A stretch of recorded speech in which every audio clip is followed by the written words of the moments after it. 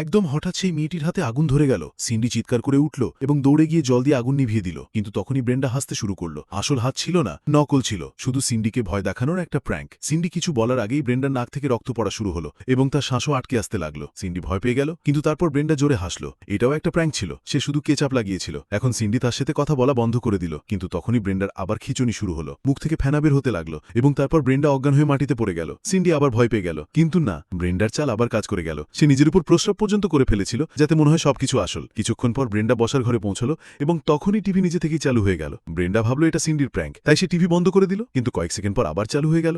এবার সে পাওয়ার প্লাগই খুলে দিল, কিন্তু তাও টিভি চালু হয়ে গেল এবং তারপর কল থেকে জল বইতে লাগলো এবং টিভি স্ক্রিন থেকে একটা মেয়ে বাইরে আসতে লাগলো। ব্রেন্ডা ভয়ে কাঁপতে লাগলো, কিন্তু তাও আরামে পপকর্ন তুলে খেতে লাগলো। সাদাকো ধীরে ধীরে মাটি থেকে উঠল, ঝুঁকেছিল এবং চুল থেকে জল টপকাচ্ছিল। সে ব্রেন্ডার দিকে আসতে লাগলো। ব্রেন্ডা জলে সিন্ডিকে ডাকলো, কিন্তু এখন সিন্ডির তার উপর বিশ্বাস নেই। ব্রেন্ডা ভয়ে মারামারি শুরু করে দিল, কিন্তু সাদাকো খুব দুর্বল ছিল। 2-3 থাপ্পড়েই শেষ হয়ে গেল। ব্রেন্ডার আত্মবিশ্বাস বেড়ে গেল। সে সাদাকোর মাথা জোরে তাকে খেপিয়ে দিল এবং জোরে একটি ঘুষি মারল, কিন্তু তখনই সাদাকোর চেহারা বদলে গেল।